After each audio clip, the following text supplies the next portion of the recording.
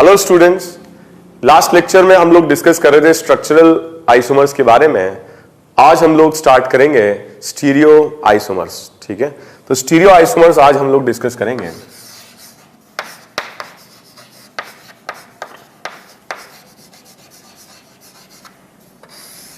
Stereo isomers क्या होते हैं? ऐसे मॉलिक्यूल जिनका मॉलिक्यूलर फॉर्मूला सेम होता है, स्ट्रक्चरल फॉर्मूला भी सेम होता है, मतलब कनेक्टिविटी बिटवीन एटम्स भी सेम होती है, मगर एटम्स के ओरिएंटेशन या लोकेशन 3 डायमेंशन में डिफरेंट होते हैं। मतलब स्टीरियो आइसोमर्स वो मॉलिक्यूल्स होंगे जिनमें मॉलिक्यूलर फॉर्मूला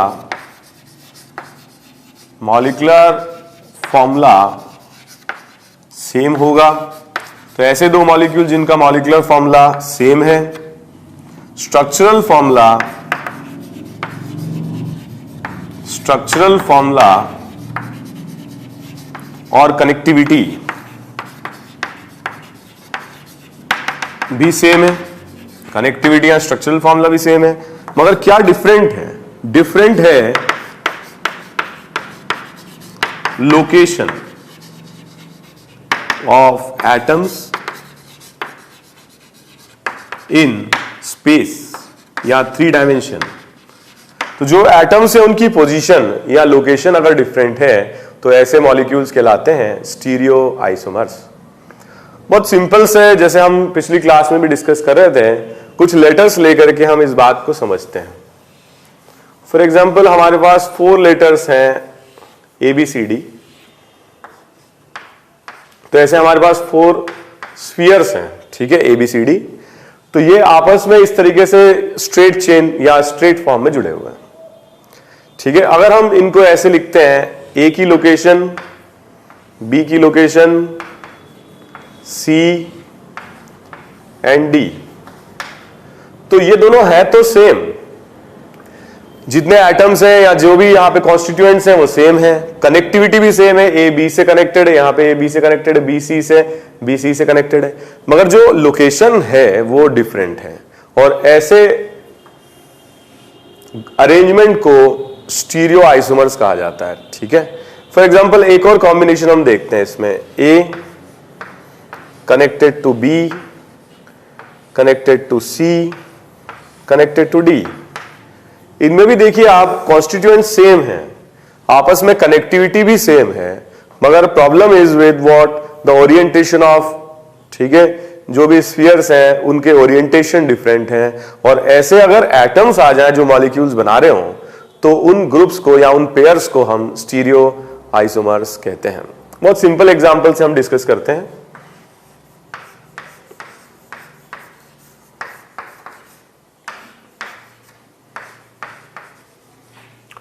तो एक मॉलिक्यूल हम ये लेते हैं, ठीक है, जिसमें कार्बन कार्बन के बीच में डबल बॉन्ड है, और हम एक दूसरा मॉलिक्यूल यहां पर बनाते हैं।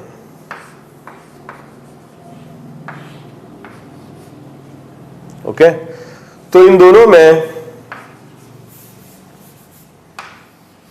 हम कंपैरिजन करें, मॉलिक्यूलर फॉर्मूला दोनों का सेम रहेगा, एटम्स भी सेम है, कनेक्टिविटी भी सेम है, मगर जो लोकेशन है यहां पर देखिए, CH के साथ कनेक्टेड है, CCl के साथ कनेक्टेड है, यहां पर CH के साथ कनेक्टेड है, CCH3 के साथ, यहां पर भी CH और CCH3 है, मगर जो ओरिएंटेशन है वो अलग है। हमने रिप्लेस कर दिया H को और CH3 को, एक्सचेंज कर दिया। तो यहां पर अगर आप देखोगे, सेम साइड में हाइड्रोजन आ रहे हैं और यहां पर हाइड्रोजन की सेम साइड में क्लोरीन आ रहा है। इन दोनों मॉलिक्यूल में क्या रिलेशनशिप है? They are not same, they are different molecules, different molecules. And what is the dissimilarity? ठीक है, मॉलिक्यूल्स तो डिफरेंट हैं, डिसिमिलैरिटी है एटम्स की पोजीशन, और ऐसे मॉलिक्यूल्स को कहा जाता है स्टीरियो आइसोमर्स। अगर कनेक्टिविटी डिफरेंट है और मॉलिक्यूलर फॉर्मूला सेम है तो उन्हें स्ट्रक्चरल आइसोमर्स कहा जाता है, और स्ट्रक्चरल आइसोमर्स को कॉन्स्टिट्यूशनल आइसोमर्स भी कहते हैं, जबकि स्टीरियो आइसोमर्स को कॉन्फिगरेशनल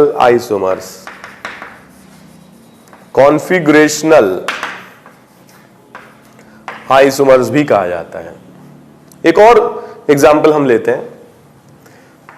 फॉर एग्जाम्पल हमारे पास यहां कार्बन कार्बन बॉन्ड है और इस तरीके से ये ग्रुप्स यहां पर एसोसिएटेड है।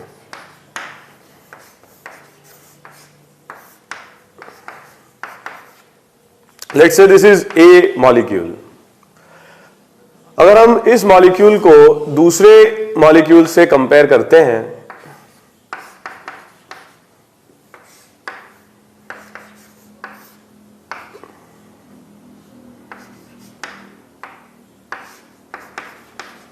ओके, तो यहां हमने कंपेयर किया 1 और यहां पर 1, ये दोनों ही आइडेंटिकल हैं। यहां पर C क्लॉक डायरेक्शन में Br, क्लॉक डायरेक्शन में CH3, ओके, तो H फिर क्लॉक डायरेक्शन में Br, क्लॉक डायरेक्शन में Cl, ठीक है। यहां पर अगर अपन देखें H क्लॉक डायरेक्शन में Br, क्लॉक डायरेक्शन में Cl, तो यहां पर भी क्लॉक डायरेक्शन में Br और Cl है, मगर ओरिएंटेशन डिफरेंट है। अगर आप इस सेकेंड कार्बन को थोड़ा सा रोटेट कर देंगे 120 डिग्री से, सो 120 डिग्री रोटेशन करने पर यह बन जाएगा।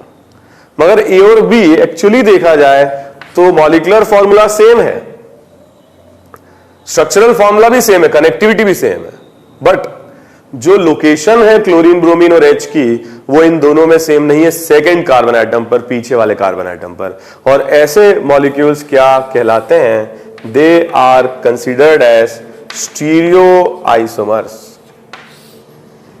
They are considered as stereoisomers. So stereoisomers are those molecules having identical molecular formula, identical structural formula or connectivity of atoms, but they have different location of atoms in 3 dimension. So they have different location of atoms in 3D. जो stereo isomers हैं इनको हम 3 type से classify करते हैं। Stereo isomers can be classified in 3 types. First, conformation या conformers, इनको rotamers भी कहा जाता है। तो एक एक करके हम डिस्कस करते हैं कि कॉन्फॉर्मर्स क्या होते हैं, ठीक है, या रोटामर्स क्या होते हैं। सेकेंड टाइप जो होते हैं they are geometrical isomers,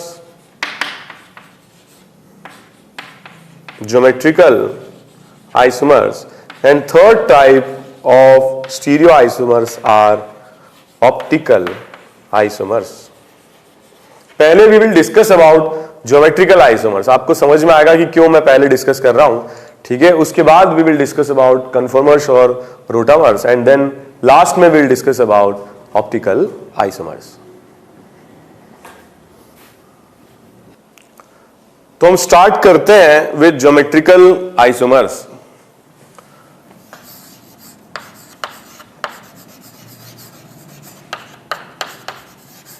geometrical isomers, geometrical isomers वो मॉलिक्यूल्स होते हैं या वो स्टीरियो आइसोमर्स होते हैं जो रेस्ट्रिक्टेड रोटेशन, जो भी 2 एटम्स हैं उनके बीच में बॉन्ड्स हैं, ठीक है, उनमें रेस्ट्रिक्टेड रोटेशन अगर रहता है तो ज्योमेट्रिकल आइसोमर्स बन सकते हैं।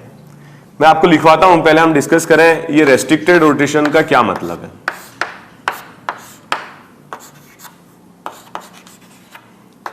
For example if we consider this molecule, तो यहां पर कार्बन कार्बन के बीच में 2 बॉन्ड्स हैं, जिसमें से एक बॉन्ड है सिग्मा और एक बॉन्ड है पाई, ठीक है।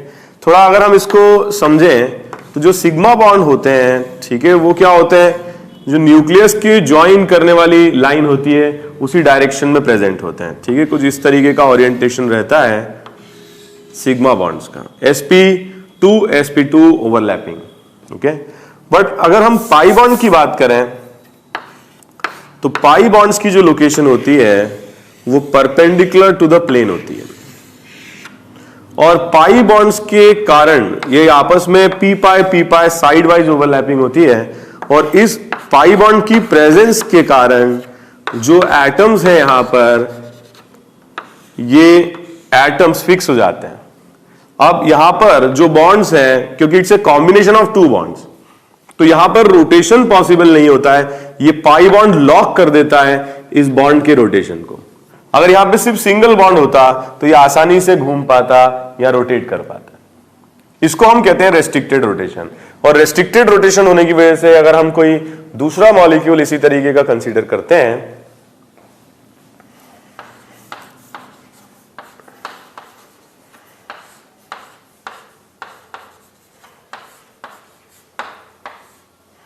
तो अगर हम इन दोनों को कंपेयर करते हैं, एक और बी को, अगर कार्बन कार्बन के अबाउट जो बॉन्ड्स हैं उनमें फ्री रोटेशन होता तो ये रोटेट करके इस फॉर्म में कन्वर्ट हो जाता, लेकिन क्योंकि यहां पर एक कॉम्बिनेशन है सिग्मा और पाई का, और पाई क्या कर दे रहा है, इसके रोटेशन को लॉक कर दे रहा है, और लॉक करने के कारण ये ए और बी आपस में इंटर कन्वर्ट तो नहीं हो सकते हैं। अब अगर ये आपस में इंटर कन्वर्ट नहीं हो सकते हैं तो ये क्या होंगे, ये डिफरेंट मॉलिक्यूल्स होंगे। ए और बी सेम तो नहीं होंगे, डिफरेंट होंगे। मॉलिक्यूलर फॉर्मूला सेम है तो क्या होंगे, ए और बी आइसोमर्स होंगे। मगर ये ऐसे आइसोमर्स हैं जिनमें एटम्स की जो लोकेशन है वो डिफरेंट है 3D में, मगर connectivity between two atom same है। यहां पर भी CH3 C से ही एसोसिएटेड है, यहां पर भी CH3 C से एसोसिएटेड है, तो connectivity is same but location is different, और ऐसे मॉलिक्यूल्स क्या कहलाते हैं, stereo isomers. So what is the cause of these two molecules being different? The cause is restricted rotation, and since the cause is restricted rotation, A and B will be considered as geometrical isomers of each other. ठीक है, तो a और B जो कि एक दूसरे में इंटरकन्वर्टिबल नहीं है, डिफरेंट मॉलिक्यूल्स है, मॉलिक्यूलर फॉर्मूला सेम है, स्ट्रक्चरल फॉर्मूला या कनेक्टिविटी बिटवीन एटम्स सेम है, बट क्योंकि यहां पर रोटेशन फ्रीली नहीं हो पा रहा है तो ये डिफरेंट मॉलिक्यूल्स हैं, और रेस्ट्रिक्टेड रोटेशन जहां पर भी होता है वहां पर बनते हैं ज्योमेट्रिकल आइसोमर्स। सो ज्योमेट्रिकल आइसोमर्स क्यों बनते हैं, because of restricted rotation between the bonds present between two atoms. दो एटम्स के बीच में जो बॉन्ड है अगर उसमें रेस्ट्रिक्टेड रोटेशन है तो वो डिफरेंट ओरिएंटेशन 3D में बना सकते हैं, और वो डिफरेंट ओरिएंटेशन जो 3D में होंगे वो डिफरेंट मॉलिक्यूल्स होंगे, और उनको ज्योमेट्रिकल आइसोमर्स कहा जाता है।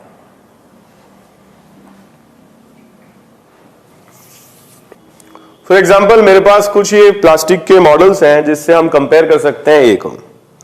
तो अगर अपन देखें यहां पर ये दोनों कार्बन एटम्स हैं, और ये जो रेड ये वायर जा रहा है, ये प्लास्टिक वायर, ये पाई बॉन्ड की तरह हम कंपेयर कर सकते हैं। तो यहां पर अगर हम देखें दोनों मिथाइल मिथाइल एक ही डायरेक्शन में है और दोनों हाइड्रोजन एटम्स एक ही डायरेक्शन में है, ठीक है, तो इट इज कंपेरेबल टू ए। अब यहां पर रोटेशन रेस्ट्रिक्ट हो चुका है, यहां पर फ्री रोटेशन नहीं हो सकता है, क्योंकि ये अगर ये रोटेट करेगा तो ये पाई बॉन्ड ब्रेक होगा, और पाई बॉन्ड को ब्रेक करना है मतलब एनर्जी देनी पड़ेगी, तो it is not possible to break this bond, आसानी से नहीं होगा। तो ये जो मॉलिक्यूल है ये क्या होगा, रेस्ट्रिक्टेड रोटेशन रखेगा, और ये हमेशा एक दूसरे के आमने सामने रहेंगे। So it will be a different molecule A. Okay, अगर हम बात करते हैं मॉलिक्यूल बी की, बी मॉलिक्यूल में H के सामने आ रहा है मिथाइल, और यहां पर मिथाइल के सामने आ रहा है हाइड्रोजन एटम। यहां पर भी रोटेशन क्या है, रेस्ट्रिक्टेड है। तो ये ए और बी दोनों ही मॉलिक्यूल्स क्या होंगे, डिफरेंट होंगे, और डिफरेंट होंगे तो क्या होंगे, डिफरेंट मॉलिक्यूल्स क्या होंगे, आइसोमर्स होंगे, क्योंकि मॉलिक्यूलर फॉर्मूला सेम है, कनेक्टिविटी भी सेम है। बस यहां पर क्या है, अगर हम इसको एक्सचेंज कर दें तो ये सिस बन जाएगा, मगर एक्सचेंज करने पर ये मॉलिक्यूल सेम नहीं रहेगा, डिफरेंट होगा ये मॉलिक्यूल। एक्सचेंज अपने आप नहीं हो सकता है, या तो ये रोटेट कर जाए तो कन्वर्ट हो जाए, वो पॉसिबल नहीं है, और एक्सचेंज कर रहे हैं मतलब बॉन्ड तोड़ रहे हैं, बॉन्ड तोड़ रहे हैं मतलब केमिकल रिएक्शन है, समझ में आया। तो केमिकल रिएक्शन से जरूर हम इंटरकन्वर्ट कर सकते हैं, मगर अपने आप नहीं होंगे, और अपने आप नहीं होंगे तो ए और बी दोनों डिफरेंट होंगे, आइसोमर्स होंगे, क्योंकि लोकेशन डिफरेंट है, एटम्स की 3D में स्टीरियो आइसोमर्स होंगे, और ऐसे जो मॉलिक्यूल्स बनते हैं जो रेस्ट्रिक्टेड रोटेशन से बनते हैं उनको ज्योमेट्रिकल आइसोमर्स कहा जाता है, ठीक है। ज्योमेट्रिकल आइसोमर्स बनते हैं because of restricted rotation.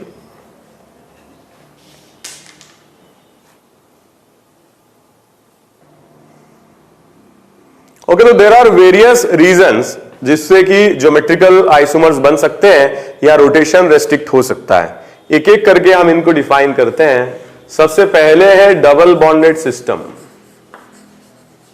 Double bonded system, जैसा कि हमने इसमें देखा, अगर एक सिग्मा और एक पाई का कॉम्बिनेशन है या डबल बॉन्ड है तो रोटेशन रेस्ट्रिक्ट हो सकता है।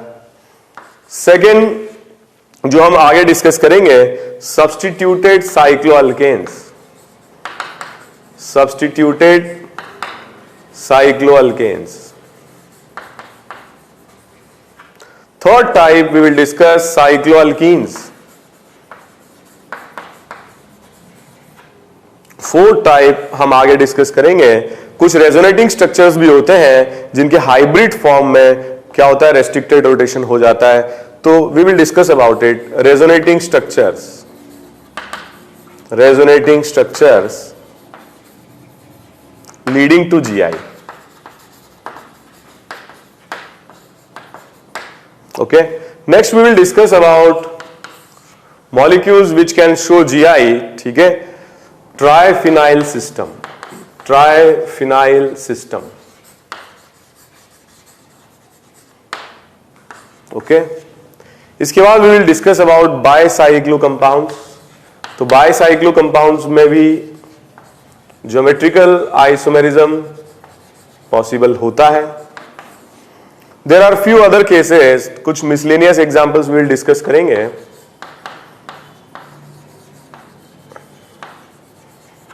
ठीक है, तो एक एक करके we will discuss all the systems और कैसे इनमें जीआई होता है, कैसे हम पहचानते हैं कि कोई मॉलिक्यूल ज्योमेट्रिकल आइसोमेरिज्म शो कर रहा है या नहीं। We will discuss one by one. Okay, first of all we will discuss about double bonded system.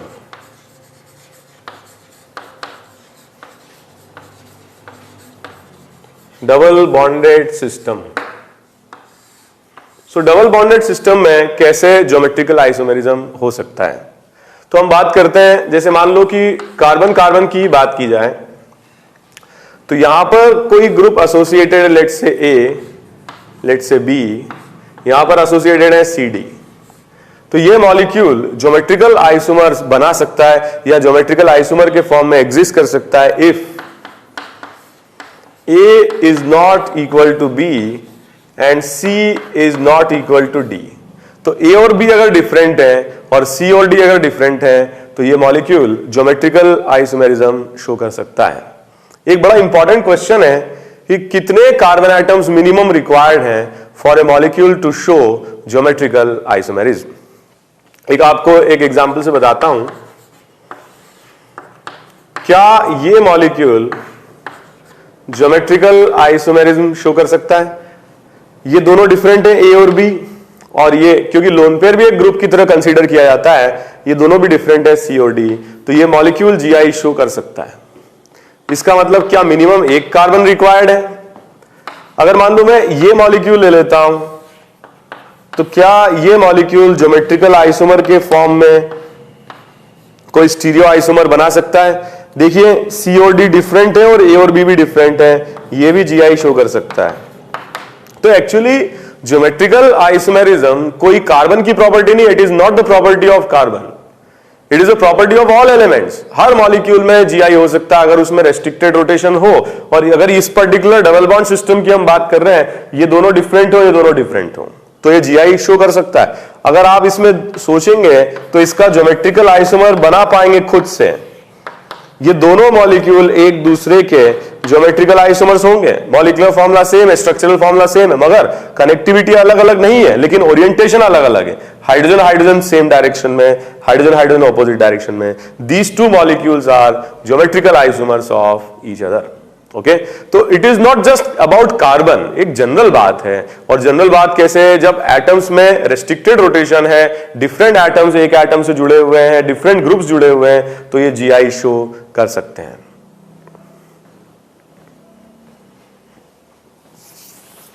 तो मैं कुछ क्वेश्चन आप लोगों से पूछना चाहता हूं कि कौन से मॉलिक्यूल में कुछ कंपाउंड्स लिखूंगा, आपको बताना है कि कौन से कंपाउंड्स जीआई शो करेंगे। ये बहुत इंपॉर्टेंट क्वेश्चंस होते हैं एग्जामिनेशन पॉइंट ऑफ व्यू से। तो जैसे जैसे हम पढ़ते जाएंगे विल डिस्कस कि मॉलिक्यूल्स में कब जीआई पॉसिबल हो सकता है, कब ज्योमेट्रिकल आइसोमेरिज्म बन सकते हैं, कब नहीं बन सकते हैं। ओके, तो स्टार्ट करते हैं।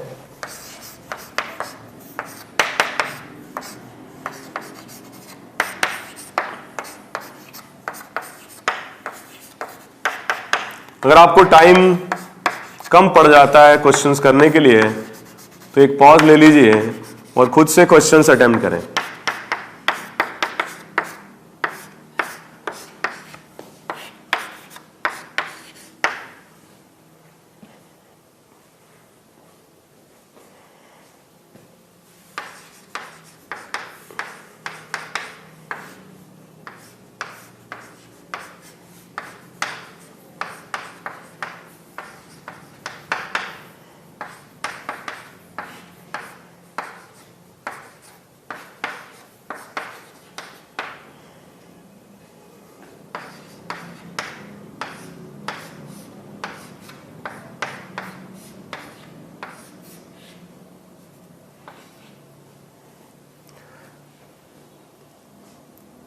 ओके, क्वेश्चन नंबर 1, ये दोनों डिफरेंट ग्रुप्स हैं, ये दोनों भी डिफरेंट ग्रुप्स हैं, तो ये GI शो डेफिनेटली करेगा। Question number 2, these two groups are identical although these two groups are different, but ये GI शो नहीं करेगा। ठीक है, हम कोई और आइसोमर का बना ही नहीं सकते।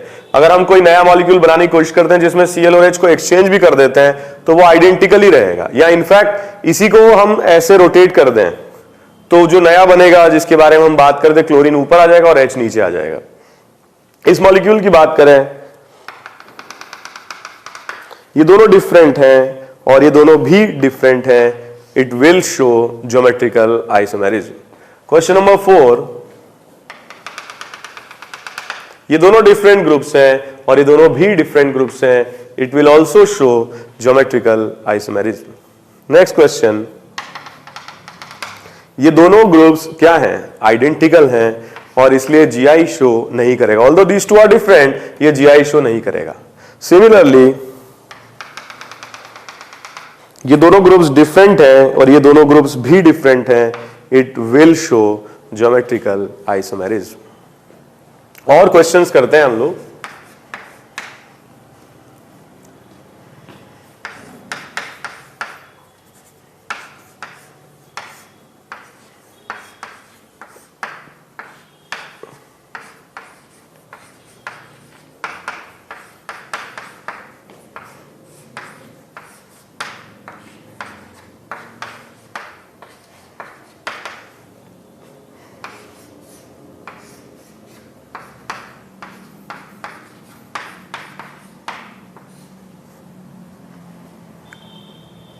ओके, क्वेश्चन नंबर 7, ये दोनों जो ग्रुप्स हैं सेम हैं, ये दोनों ग्रुप्स डिफरेंट हैं, बट ये GI शो नहीं करेगा।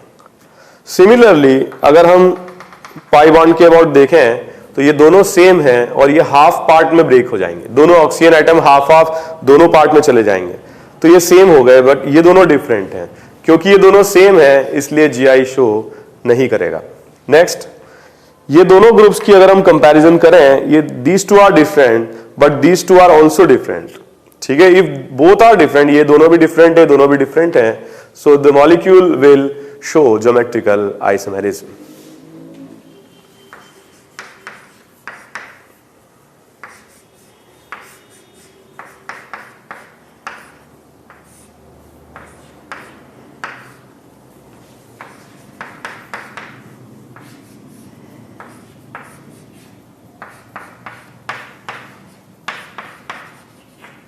Okay, considering question number 10, यहां से हम इसको कट करें, both are different will definitely show geometrical isomerism. Both are same, so it will not show geometrical isomerism. कुछ और मॉलिक्यूल्स के बारे में हम डिस्कस करते हैं जिनमें कॉन्जिक्यूटिवली 2 डबल बॉन्ड्स हों या उससे ज्यादा भी हो सकती हैं। फॉर एग्जांपल, अगर आपसे पूछा जाए कि क्या ये मॉलिक्यूल ज्योमेट्रिकल आइसोमेरिज्म शो करेगा, यहां पर अगर हम देखें तो इस कार्बन पर एक यहां पर सिग्मा होगा, एक पाई होगा। सिमिलरली यहां पर भी एक सिग्मा होगा और एक पाई होगा। मतलब इस कार्बन के पास 2 पाई बॉन्ड्स हैं, और पाई बॉन्ड्स मतलब प्योर p ऑर्बिटल से बनने वाले बॉन्ड्स। तो ये पाई बॉन्ड और ये पाई बॉन्ड की जो डायरेक्शन है वो पैरेलल नहीं हो सकती है, they will remain perpendicular to each other. The hybridization state of this carbon is sp। तो अगर अपन बात करें सिर्फ कार्बन कार्बन बॉन्ड की बात करें यहां पर, तो मान लो कि ये p ऑर्बिटल की डायरेक्शन x डायरेक्शन है, px पाई। तो यहां से निकलने वाले जो p ऑर्बिटल्स होंगे इनकी डायरेक्शन होगी y direction, perpendicular to each other, py।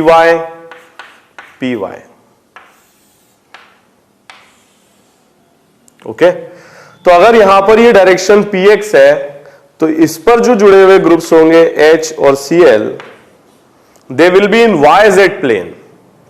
और अगर ये पी वाई है तो यहां पर जो जुड़े हुए ग्रुप्स होंगे H और Cl, they will remain in X Z plane. तो यहां पर होंगे वाई जेड में और यहां होंगे एक्स जेड में, मतलब they will remain perpendicular to each other. अगर ये हम ऐसे पेपर पर रिप्रेजेंट करें, 3D का 2D करें, तो क्या होगा, ये आउट ऑफ प्लेन होगा, ये इन द प्लेन होगा। ठीक है, कुछ मॉडल्स हैं मेरे पास जिससे मैं समझा सकता हूं। ठीक है, of course these models are plastic models. तो इसमें अगर हम देखें तो इस तरह का जो स्ट्रक्चर है, यहां पर हम देखें हाइड्रोजन और क्लोरीन, लेट्स से, ठीक है, ये है हाइड्रोजन और ये क्लोरीन है। तो यहां पर जो हाइड्रोजन और क्लोरीन होंगे, दे विल बी, इसको अपन क्या करते हैं, let's say red will represent chlorine. ठीक है, तो रेड क्लोरीन को रिप्रेजेंट कर रहा है और व्हाइट हाइड्रोजन को रिप्रेजेंट कर रहा है। तो ये ग्रुप्स और ये groups, they will be perpendicular to each other, कुछ इस तरह से रहेंगे। ये अगर प्लेन में है तो ये परपेंडिकुलर टू प्लेन है। तो अगर ये वाला प्लेन, क्योंकि अगर ये p ऑर्बिटल x डायरेक्शन में, ये प्लास्टिक वाले, ठीक है, px, तो ये yz प्लेन होगा।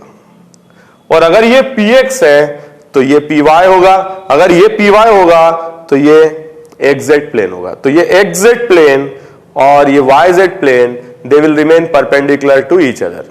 अब इसको पेपर पर कैसे रिप्रेजेंट करें, ये दोनों प्लेन में बना दिए हमने, तो ये परपेंडिकुलर टू द प्लेन होंगे।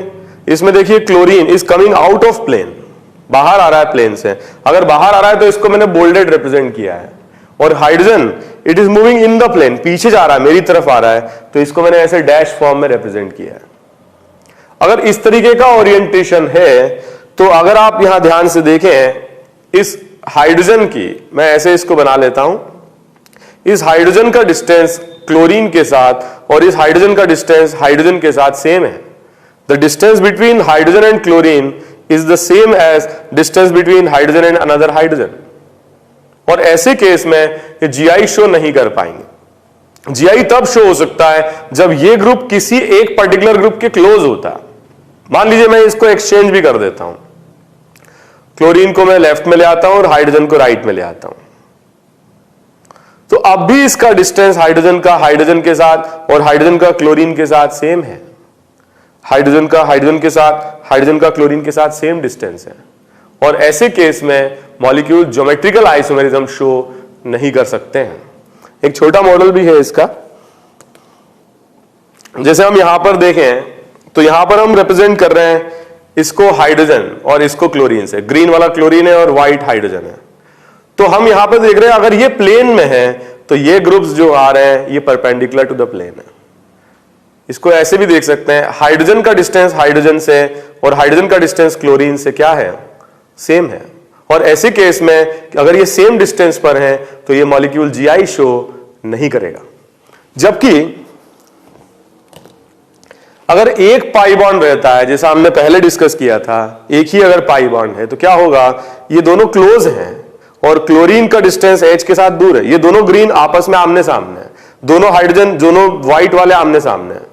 ठीक है, तो ये पर्टिकुलर फॉर्म है जिसमें दोनों कलर्ड वाले आमने सामने। अगर हम इनको एक्सचेंज करते हैं तो इनका डिस्टेंस एक दूसरे के साथ बदल जाएगा। तो ग्रीन का डिस्टेंस ग्रीन से बढ़ गया, जबकि पहले क्या था, क्लोज थे। तो वो पहले जो हमने लिया था वो सिस फॉर्म था और अभी जो फॉर्म है वो ट्रांसफॉर्म है, डिफरेंट मॉलिक्यूल्स होंगे। ठीक है, तो यहां पर अगर अपन देखें पैरेलल प्लेन में, मतलब सारे जो ग्रुप्स हैं दे आर प्लेनर, जबकि यहां पर these 4 groups are not in one plane, ये जीआई शो नहीं कर सकते हैं। इसी तरीके का कॉम्बिनेशन अगर हम लेते हैं जिसमें 2 की जगह पर अगर हम 3 पाई बॉन्ड्स कॉन्जिक्यूटिवली बना देते हैं,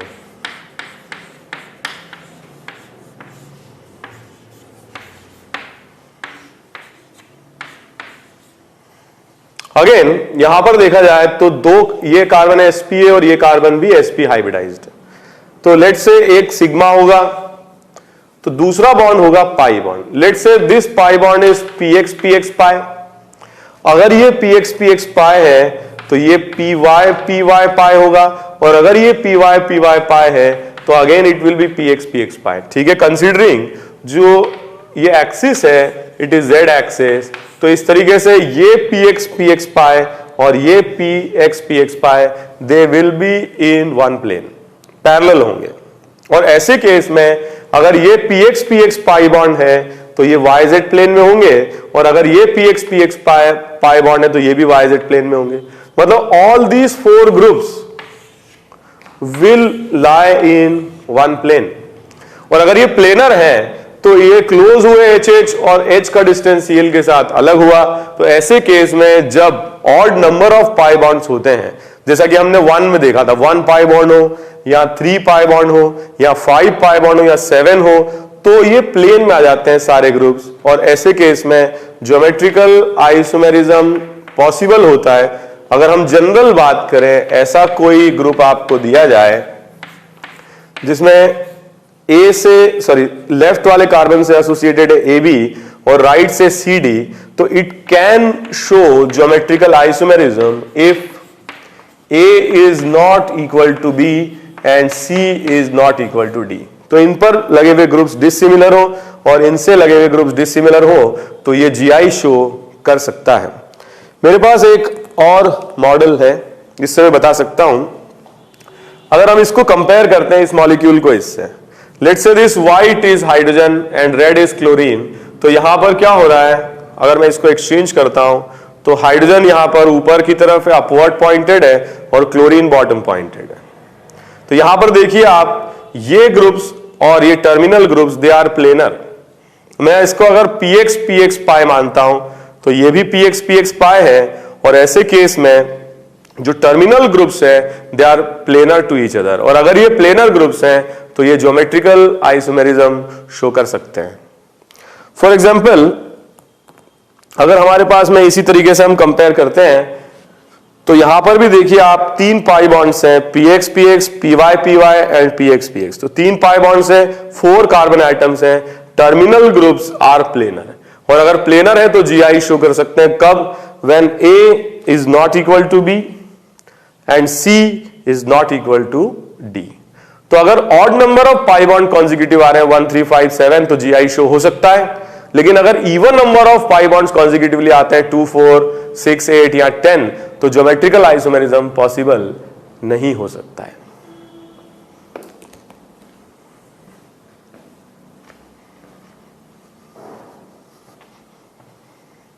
कुछ और क्वेश्चंस हम लोग करते हैं जिससे आप लोगों को समझ में आए। ठीक है, आप लोगों को बताना है कि ये मॉलिक्यूल GI शो करेंगे या नहीं करेंगे।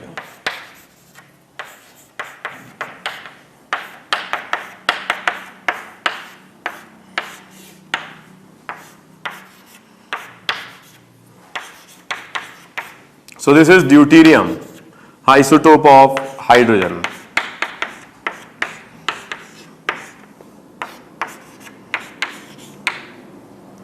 ओके, अटेम्प्ट करें।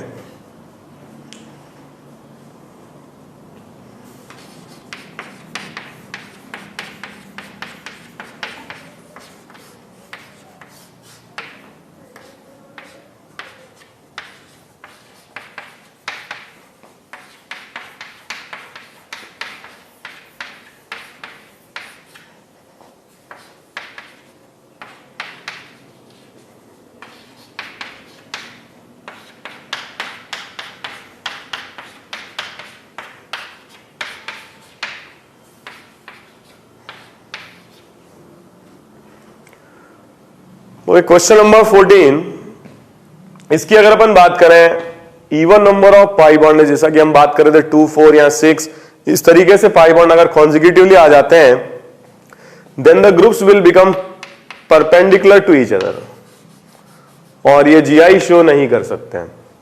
सिमिलरली क्वेश्चन 15 में भी ये दोनों डिफरेंट है, ये दोनों भी डिफरेंट है, बट GI शो नहीं होगा because number of pi bonds are even. Similarly यहां पे भी even number of pi bonds हैं, तो किसी भी कंडीशन में ज्योमेट्रिकल आइसोमेरिज्म पॉसिबल नहीं होगा। क्वेश्चन नंबर 17 की अगर हम बात करें, 1 2 3 पाई बॉन्ड्स हैं, ऑड नंबर, ये दोनों डिफरेंट है, ये दोनों डिफरेंट है, और यहां पर ज्योमेट्रिकल आइसोमेरिज्म पॉसिबल हो पाएगा।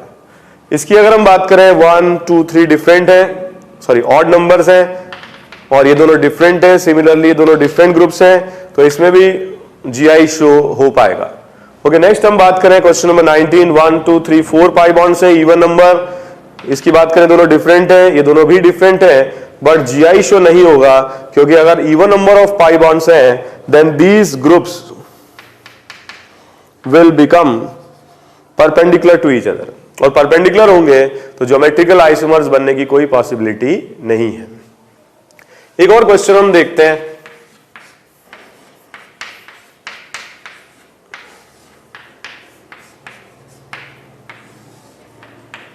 क्या ये डाई कैटायन जीआई शो कर सकता है? ये डाई कैटायन जीआई शो नहीं कर सकता है क्योंकि इसमें दो पाई बॉन्ड से इवन नंबर है, तो यहां पर ग्रुप्स परपेंडिकुलर होंगे और ज्योमेट्रिकल आइसोमेरिज्म पॉसिबल नहीं हो पाएगा। ओके,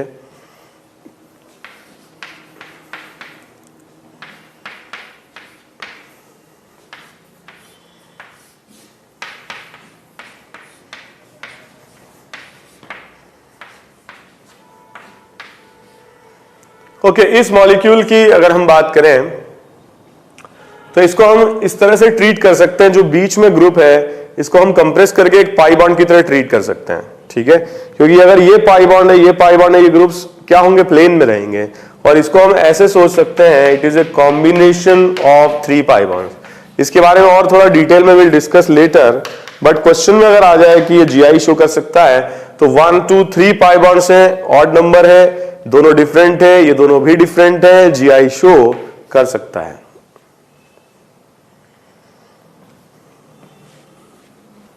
तो हमने डिस्कस किया कि डबल बॉन्डेड सिस्टम जहां पर भी एक कॉम्बिनेशन ऑफ सिग्मा और पाई है वो कब ज्योमेट्रिकल आइसोमेरिज्म शो कर सकते हैं। जो भी मॉलिक्यूल्स में डबल बॉन्डेड सिस्टम की वजह से ज्योमेट्रिकल आइसोमेरिज्म होता है, हम इनको 3 तरीके से क्लासिफाई कर सकते हैं या नेम दे सकते हैं। First cis trans, second E and Z, and third form syn and anti. तो 3 तरीके से हम नॉमेनक्लेचर कर सकते हैं, क्योंकि ज्योमेट्रिकल आइसोमर्स मतलब दे आर डिफरेंट मॉलिक्यूल्स, और अगर डिफरेंट मॉलिक्यूल है, उनका आईयूपीएसी नाम भी सेम आ रहा है, तो कैसे हम उन्हें डिफरेंशिएट करेंगे। ठीक है, तो उनको नाम देने के लिए ये 3 फॉर्म्स दिए गए हैं, cis trans, E Z and syn anti. सबसे पहले हम बात करते हैं सिस ट्रांस की।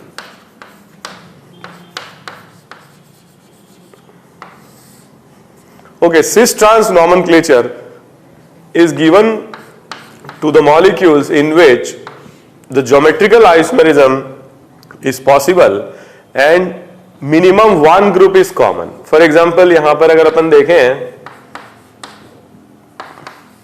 तो ये दोनों डिफरेंट है, ये दोनों डिफरेंट है, तो जीआई की कंडीशन तो ये सेटिस्फाई कर रहा है। ठीक है, A is not equal to B and C is not equal to D, but यहां पर एक कॉमन ग्रुप है क्लोरीन, और यह कॉमन ग्रुप इस मॉलिक्यूल में ऑपोजिट साइड में है, इसलिए हम इसे क्या कहेंगे, ट्रांसफॉर्म कहेंगे। ट्रांस मतलब ऑपोजिट डायरेक्शन में।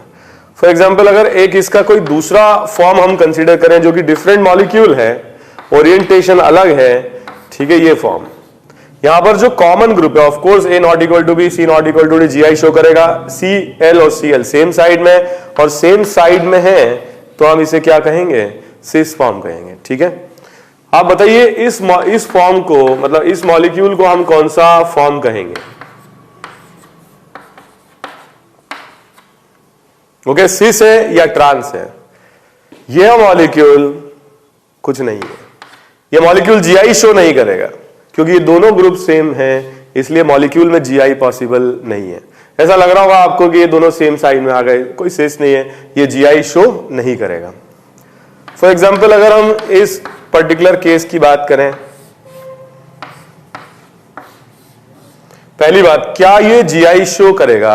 यस, ये जीआई शो करेगा, क्योंकि these two are non identical and these two are non identical. कौन सा ये फॉर्म है? ऑक्सीजन और ऑक्सीजन ऑपोजिट डायरेक्शन में है, ये ट्रांस फॉर्म है। ठीक है, this is a trans form. इसकी बात करें अगर हम, ये बताइए कौन सा फॉर्म है, क्या ये सिस फॉर्म है? देखिए सेम साइड में दिख रहे हैं, एक्चुअली है नहीं, ये ग्रुप्स एक दूसरे के परपेंडिकुलर होंगे, और परपेंडिकुलर होंगे तो यहां पर ज्योमेट्रिकल आइसोमेरिज्म ही पॉसिबल नहीं है। ठीक है, ज्योमेट्रिकल आइसोमर नहीं बना पाएगा। बताइए क्या ये मॉलिक्यूल जीआई शो कर सकता है, और अगर कर सकता है तो कौन सा फॉर्म है? पहली बात, A not equal to B, C not equal to D, correct है। Odd number of pi bond है, जीआई शो कर सकता है। कौन सा फॉर्म है? सेम ग्रुप्स और आइडेंटिकल ग्रुप्स ऑपोजिट डायरेक्शन में है। ये जो पर्टिकुलर फॉर्म है ये ट्रांस फॉर्म है। ठीक है,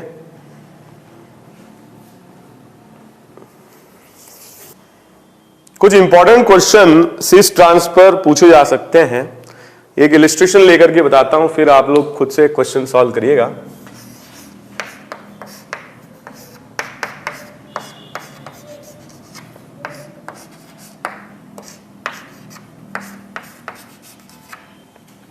ये मॉलिक्यूल जीआई शो कर सकता है, A not equal to B, C not equal to D. अगर हम इस मॉलिक्यूल के डायपोल मोमेंट की बात करें, यह पर्टिकुलर फॉर्म ट्रांस फॉर्म है, ये दोनों ऑपोजिट डायरेक्शन में आ रहे हैं। CH3 प्लस आई ग्रुप है, ये प्लस आई ग्रुप है, एंटी पैरेलल वेक्टर्स हैं और एक दूसरे को कैंसिल कर देंगे, तो ऐसे में डायपोल मोमेंट इसका क्या हो जाएगा? जीरो, ट्रांसफॉर्म का। और डायपोल मोमेंट का मतलब क्या होता है? डायपोल मोमेंट किसी मॉलिक्यूल का अगर बढ़ता है तो बॉइलिंग पॉइंट भी बढ़ता है। Boiling point, what is boiling point? The temperature at which vapor pressure of liquid becomes equal to atmospheric pressure. It is related to the intermolecular forces of attraction, और intermolecular forces of attraction अगर बढ़ते हैं तो boiling point बढ़ता है। तो dipole moment के बढ़ने से boiling point बढ़ेगा। boiling point is directly proportional to the dipole moment. Okay, but अगर हम बात करें इसके सिस फॉर्म की, ठीक है, तो सिस फॉर्म के लिए अगर हम बात करें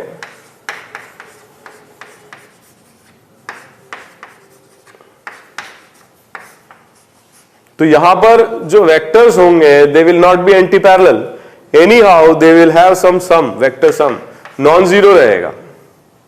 okay, so if we compare the dipole moment of cis and trans in this particular case, तो डायपोल मोमेंट ज्यादा आएगा सिस का, क्योंकि ट्रांस का तो जीरो हो जाएगा। ठीक है, और अगर डायपोल मोमेंट ज्यादा आएगा तो बॉइलिंग पॉइंट भी ज्यादा आएगा, किसका? सिस का, because boiling point is directly related to intermolecular forces of attraction, और boiling point बढ़ेगा अगर dipole moment बढ़ेगा। But if we talk about the melting point, so what is melting point? Melting point is a temperature at which crystal जो होगा solid crystal liquid के form में convert होता है। ठीक है, तो वो इक्विलिब्रियम टेम्परेचर जब सॉलिड और लिक्विड इक्विलिब्रियम में एग्जिस्ट करते हैं उस टेम्परेचर को हम बोलते हैं मेल्टिंग पॉइंट। सो मेल्टिंग पॉइंट किस पर डिपेंड करता है? अगर हम ट्रांस के लिए बात करें तो melting point depends upon the crystal structure. तो ट्रांस के लिए अगर हम बात करें तो एक ग्रुप हाइड्रोजन जो छोटा ग्रुप है, उसके सामने मिथाइल ग्रुप बड़ा ग्रुप है, मिथाइल के सामने H छोटा ग्रुप है और H के सामने मिथाइल बड़ा ग्रुप है। इस तरह की पैकिंग रहेगी। ठीक है, तो सॉलिड स्टेट में क्लोज पैकिंग स्ट्रक्चर रहेगा। अगेन यहां पर जो मिथाइल ग्रुप है इसके सामने छोटा ग्रुप होगा H, और H के सामने मिथाइल होगा बड़ा ग्रुप, H के इस तरफ मिथाइल ग्रुप होगा, मिथाइल के सामने H होगा। तो इस तरह की काफी क्लोज पैकिंग बनेगी किसमें? ट्रांस स्ट्रक्चर में। जबकि अगर हम सिस की बात करें तो हाइड्रोजन और हाइड्रोजन आमने सामने होंगे, हाइड्रोजन के सामने होगा मिथाइल बड़ा ग्रुप, मिथाइल के क्लोज सामने होगा मिथाइल ग्रुप, इस तरह की क्लोज पैकिंग होगी। तो है तो ये भी क्लोज पैकिंग, मगर better packing will be observed in trans structure, not in cis structure. Cis में क्या होगा? काफी वॉइड्स होंगे, और वॉइड्स होंगे तो इंटरमॉलिक्युलर अट्रैक्शन उतना स्ट्रांग नहीं हो पाएगा। किसमें? सिस में। ट्रांस में काफी स्ट्रांग होगा। तो मेल्टिंग पॉइंट जब हम कंपेयर करते हैं तो मेल्टिंग पॉइंट डायपोल मोमेंट से रिलेटेड नहीं होता है, it is related to close packing in solid structure. ठीक है, जो सॉलिड स्टेट या क्रिस्टल स्ट्रक्चर है उसमें जितनी क्लोज पैकिंग होगी उतना मेल्टिंग पॉइंट ज्यादा होगा, और मेल्टिंग पॉइंट हमेशा ज्यादा रहता है ट्रांस के लिए, सिस के लिए मेल्टिंग पॉइंट हमेशा कम होगा। ठीक है, it is not related to dipole moment. So dipole moment and boiling point are interrelated, but melting point is related to close packed structure, and close packing is observed only in trans form.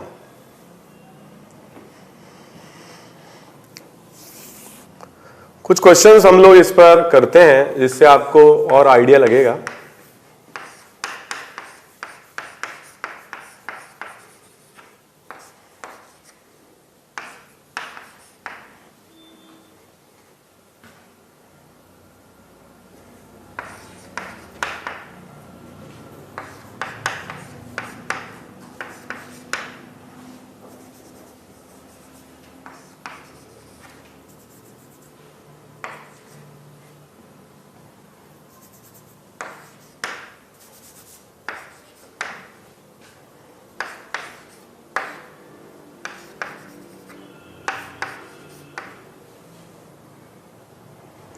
Okay, इस molecule की अगर हम बात करें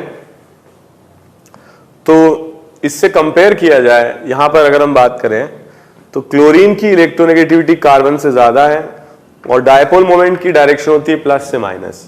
तो यहां पर ये प्लस से माइनस या प्लस से माइनस ये क्या होंगे, एंटी पैरेलल वेक्टर्स होंगे। ठीक है, जो कुछ भी डायपोल मोमेंट आएगा CH3 की वजह से आएगा, और ऐसे केस में जो डायपोल मोमेंट होगा ये कौन सा फॉर्म है, दिस इज ट्रांस फॉर्म, और ये दोनों क्लोरीन सेम साइड में, it is cis form.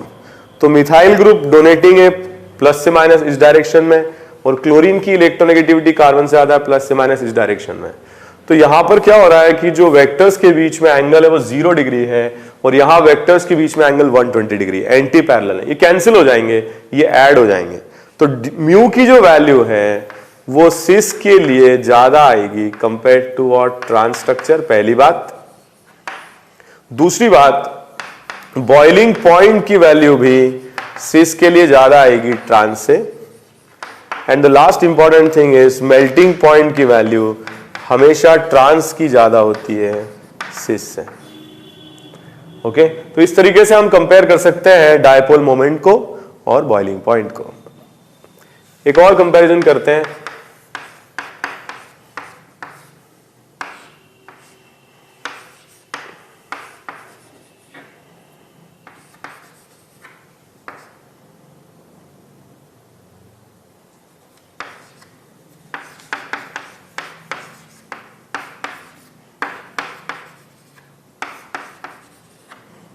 Okay, in this particular form the geometrical isomer is in cis form, and in this form the geometrical isomer is in trans form.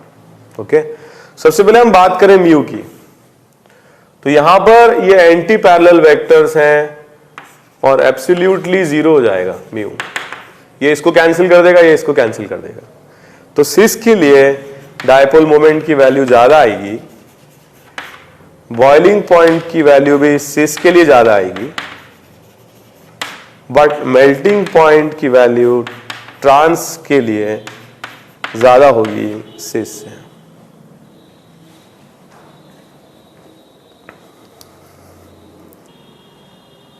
ये आप रटने की कोशिश नहीं करें कि म्यू हमेशा सिस का ज्यादा होगा ट्रांस से। ठीक है, ऐसा कोई जरूरी नहीं है कि हमेशा म्यू की वैल्यू सिस के लिए ज्यादा हो। हाँ, लेकिन ऐसा जरूरी है कि ट्रांस के लिए क्लोज पैकिंग होगी और बॉइलिंग पॉइंट ज्यादा होगा। तो कुछ इस तरह का क्वेश्चन पूछा जा सकता है, अगर आप याद कर लेंगे, रट लेंगे तो गलती कर सकते हैं। इस क्वेश्चन में अगर हम देखें, ऊपर वाला जो जीआई है, ज्योमेट्रिकल आइसोमर है, ये ट्रांस है, और नीचे जो ज्योमेट्रिकल आइसोमर है सिस है। इसमें अगर अपन डायपोल मोमेंट की डायरेक्शन देखें इस तरह से आएगी, और यहां पर डायपोल मोमेंट की डायरेक्शन कुछ ऐसे आएंगी।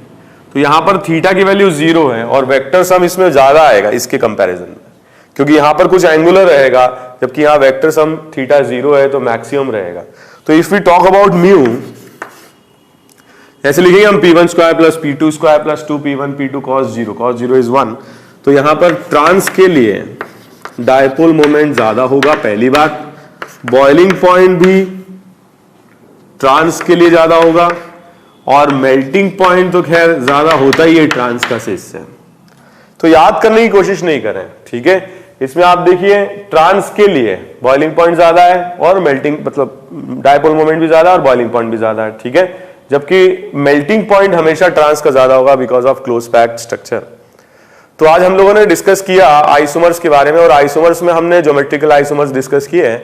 ज्योमेट्रिकल आइसोमर्स कौन से मॉलिक्यूल शो करते हैं उसमें हमने काफी डिटेल में पढ़ा डबल बॉन्डेड सिस्टम के बारे में, और डबल बॉन्डेड सिस्टम कब जीआई शो करेगा वी हैव ऑलरेडी डिस्कस्ड। इसको हम डिफाइन कर सकते हैं, क्लासिफाई कर सकते हैं cis trans E Z syn anti. Cis trans के बारे में हमने डिस्कस कर लिया है।